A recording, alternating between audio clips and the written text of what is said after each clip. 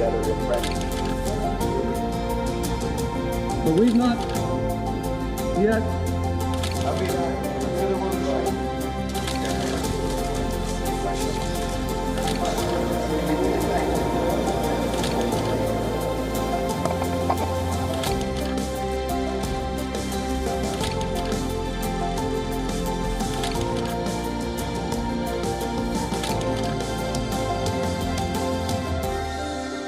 From Richard Nixon to Donald Trump, several U.S. presidents have made it a point to visit Israel. It's the third most popular destination for American presidents, following Egypt and Saudi Arabia. Israel is often called the 51st American state. It's a joke, of course. When Joe Biden entered office, he said West Asia was not his priority, but a war in Ukraine and an energy crisis later, this is U.S. President Joe Biden touching down in Israel, his 10th trip to the country and first as president. Joe Biden is the 7th U.S. president to visit Israel in the last 7 decades. He insists the trip was warranted by Israel's security situation and not its oil, and not the oil in the region. Biden landed around 3 p.m. local time. He was received by newly instated Israeli Prime Minister Yair Lapid and President Isaac Herzog. What followed was a chain of fist bumps and a welcome ceremony at the Ben Gurion Airport, named after Israel's first prime minister. The three leaders delivered short addresses, all pointing at a common issue.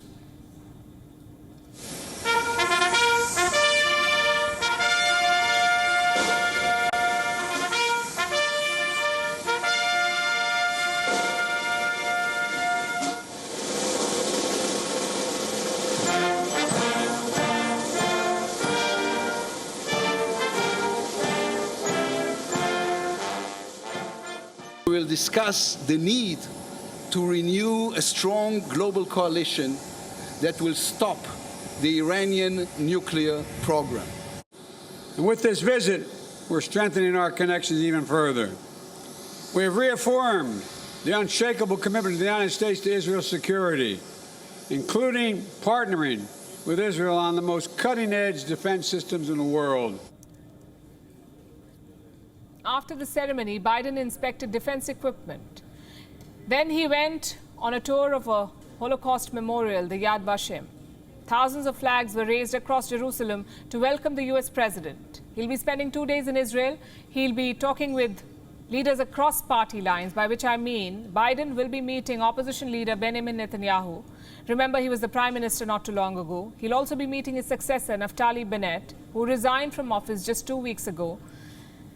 This is a country that has seen 4 elections in less than 4 years. Israel is now headed for its 5th election later this year. Reports say Netanyahu may return to power in the upcoming polls, so it's hard to say who is the point person at a given point in time, what's the next government's policy, and who will be its face. So Biden will be walking a tightrope, trying to keep all sides happy, meeting all the leaders. In the coming days, Biden and Lapid are expected to sign what's been called the Jerusalem Declaration. It pledges mutual commitment against Iran's nuclear program. Iran, of course, wasted no time in issuing a statement on Biden's visit. This is what Iranian President Ibrahim Raisi said, and I'm quoting, "If the visits of American officials are to strengthen the position of the Zionist regime," that's Israel, "and to normalize the relations of this regime with some other countries, their efforts will not create security for the Zionists in any way." These are Raisi's words. He was referring to this statement from the White House.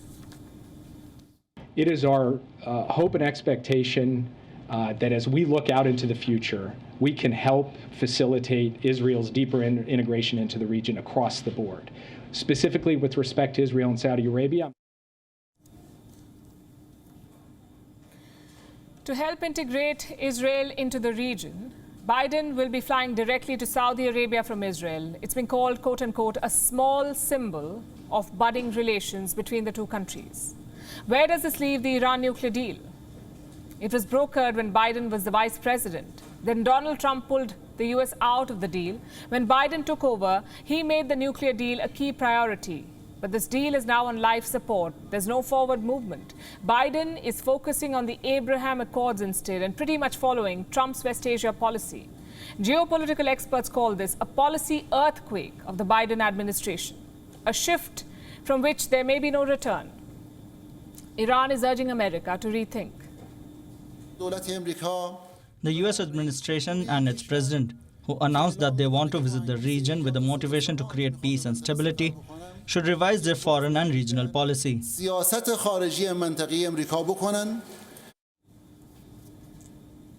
Where does all of this leave Palestine? Firmly on the back burner. All they can hope for is some aid. Biden will be visiting a Palestinian hospital in East Jerusalem, also announcing $100 million in new funding. He'll meet Palestinian President Mahmoud Abbas on Friday. This meeting will take place in the West Bank. But no big announcements are expected.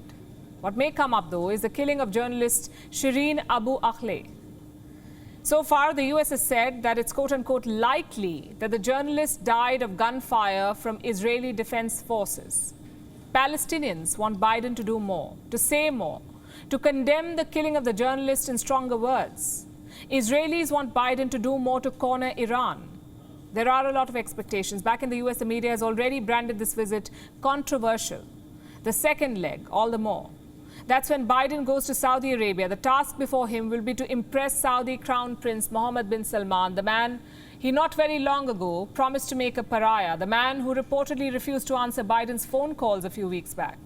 Now the US president is visiting him and hoping to get him to pump more oil. Will this crude diplomacy work? We'll be keeping track. WION is now available in your country. Download the app now and get all the news on the move.